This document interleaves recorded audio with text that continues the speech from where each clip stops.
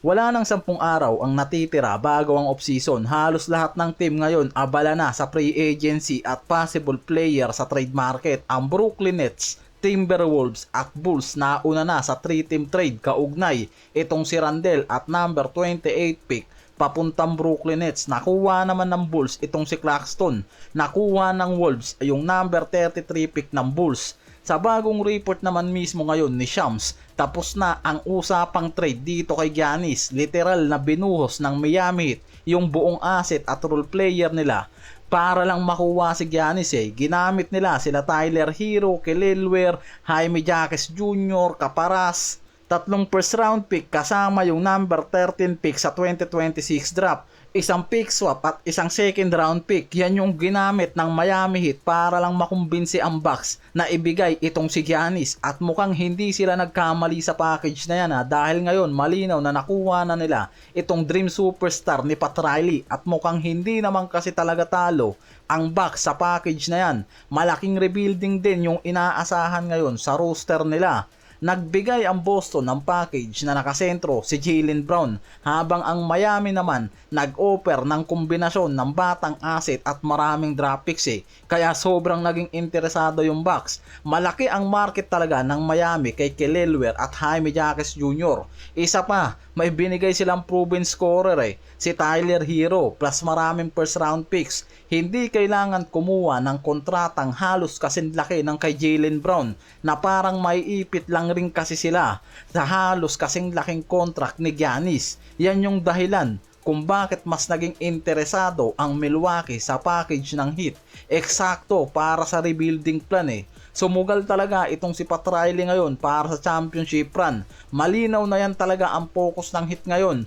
All-in championship move to. Nakuha nila yung superstar dream nilang si Giannis, may pabonus pa na matinding energy big na si Portis, kasama yan sa package Possible maging core nila ngayong season ang Giannis Antetokounmpo, Bam Adebayo, Norman Powell, Andrew Wiggins at itong si Bobby Portis. Ito mismo yung championship combination na gustong buuin talaga sa Miami Heat na ngayon talagang tuloy na to. Ang tanong na lang kung talagang magiging effective ang core na to para sa championship window, at tuloy na ngayon ang Giannis at Bam Adebayo duo sa Miami Heat. Yan yung exciting part nga araw ngayon na talagang aabangan sa Miami Heat.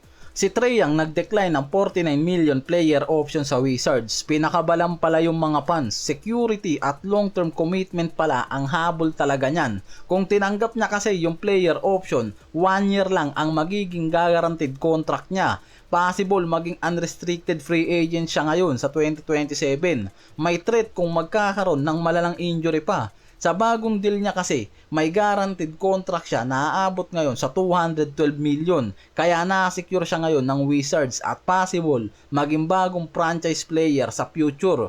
Yung lagay ni Davis naman dyan, tahimik pa rin. Isa rin siya sa inaabangan kung ano yung magiging galaw ng Wizards sa kanya. Dahil based na rin mismo kasi sa report, kung hindi makita ni Davis ang plano ng Wizards ngayon sa championship contention, possible dyan magkaroon ng idea nga raw mismo yan na humanap ng team sa off-season para sa championship contention na habol niya kung hindi yan mabigay ng Wizards, na ngayon pa lang mukhang malinaw na nasa rebuilding mode Kaya yung inaabangan kung ano yung magiging hakbang nitong si Davis. Ang Lakers mukhang natutulad na naman sa nangyari last trade deadline. Parang natutulog kasi talaga sa pansitan yung GM nila Nakuha ng Chicago Bulls si Nick Claxton gamit ang 3-team trade. Na una, isa yan sa mga target center nitong Lakers Based na rin mismo sa ESPN Insider na si Dave McMenamin, matagal nang malinaw ang message ni Luka kay Rob Pelinka at JJ Redick.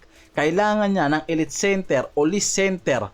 Kaya hindi to bagong request na ngalan daw Simula pa nung dumating talaga si Luka sa Lakers, paulit-ulit niyang hinihingi na dominanting center o starting center caliber ang kailangan niya. Ito yung klase ng center na naging matagumpay kasi siya kasama nun sa Dallas Mavericks. Kapag may athletic center si Luka, mas nagiging threat nga raw yung pick and roll game niya at mas nahihirapan yung depensa para pigilan siya. Ang problema sa Lakers hanggang ngayon wala pa silang nahanap Halos 4 na trade deadline na ang dumaan pero wala pa rin silang nakuwang elite center na hinihingi sa kanila nitong si Luka. May Jackson Hayes na athletic pero underheight sa center position. Isa pa, limited ang minutes niya. Si Ayton inconsistent at hindi naman rim runner center. Kaya kahit si Luka hindi kumbinsido na maging long-term center partner niyan sa Lakers. Sa ngayon naman, dahan-dahan na kasing nawawala na naman ang Lakers sa mga top target center nila sa free agency at market. Si Claxton, nakuha na ng Chicago Bulls. Si Jalen Duran, inaasahan naman mag-i-stay sa Detroit. Si Walker Kessler, mahirap kunin dahil mataas yung asking price na hinihingi sa kanila ng Utah Jazz. Ayaw naman nilang isugal dyan si Austin Reeves. Si Mitchell Robinson, may posibilidad pang manatili sa New York Knicks. Yan yung nangyayari. Kaya sa ngayon, nakikitang inaasahan na naman ang Lakers na pumasok sa buyout contract o mag-antay ng draft para makakuha ng young center. Ang problema, kung hindi pa rin kumbinsido si Luka, na uubusan na nga lang raw ng oras ang Lakers ngayon sa offseason Dahil ayaw ni Luka ngayon ng mahabang rebuilding process. Malinaw na nasa championship window rin siya.